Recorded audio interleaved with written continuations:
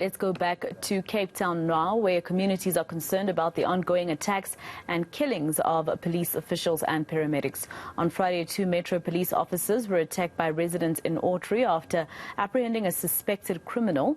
The policing forum in the area says community members then freed the suspects and turned against the officers. This took place just a day after the launch of a community safety campaign in Grassy Park.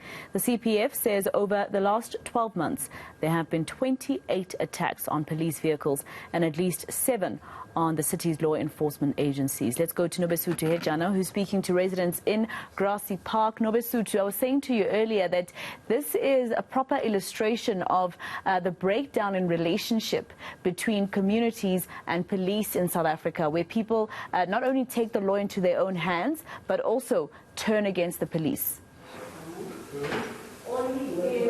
Well, Maseko, it's a case where we often hear from community members complaining about the lack of police visibility in the area, but when we hear such stories now where community members are turning against police, it baffles one. And we know that Grassy Park is part of the Cape Flats. It's also an area known for gang violence. But to talk us more into what actually happened on Friday, we're joined by Nicole Jacobus. Nicole, she is the CPF person here in Grassy Park.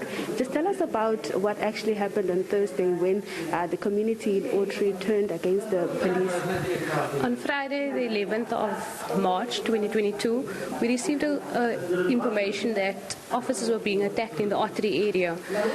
This happens when our uniform staff go into an area to execute their duties, and then the community turns on them because they don't want the person to be arrested. So we as a CPF, we condone such behavior. We cannot continue to allow our communities to attack our uniform staff when they are the same people calling for help in these areas such as Ottery, Parkwood, Lotus River, New Horizons or Pumlani Village. We need our community to start respecting the uniform staff members, because at the end of the day we all suffer when we have to wait for services to come into our areas.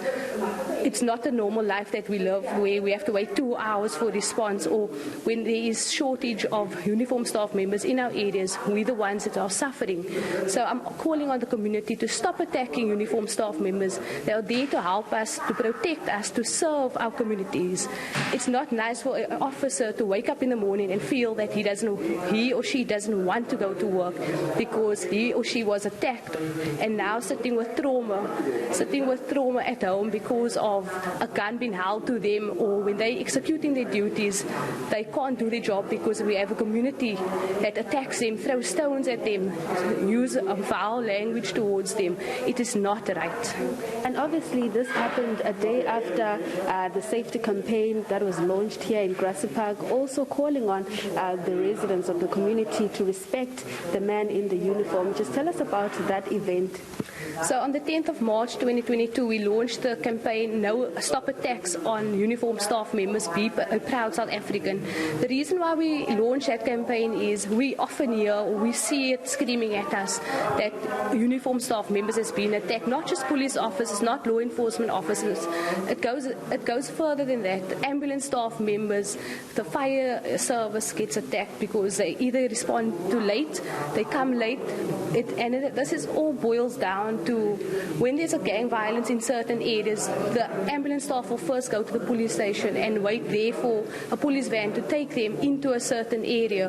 That police van that officers might be at a different incident, but now it causes a whole delay, or they need to call more resources where that other resources could have been used somewhere else.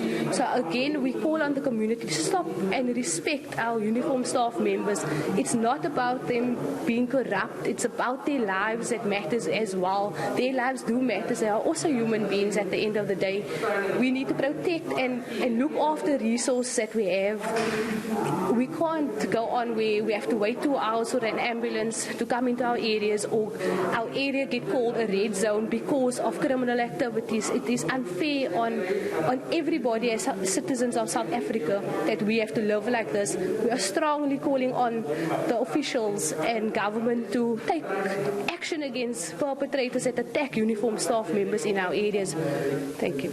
Yeah, okay, lastly, Nicole, can you just tell us, have you gotten an opportunity to engage with the community of Ottery and just to gauge as to what was the reason for them to protect those suspects? On Monday now coming, we'll be meeting with the leadership of Ottery to engage and to find out what is the real problem in Ottery.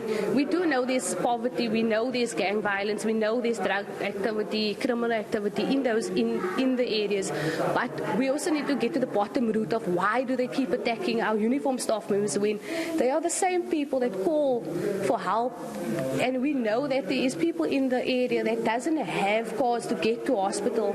Imagine one of our parents lay for 2.5 hours waiting for an ambulance.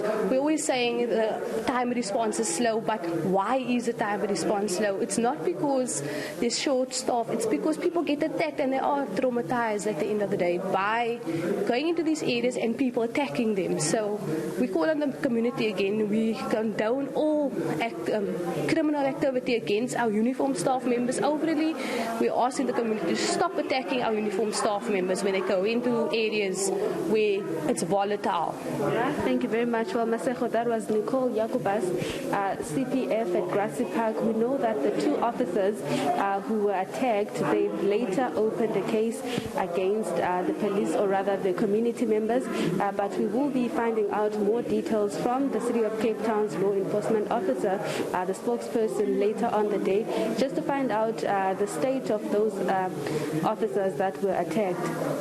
All right.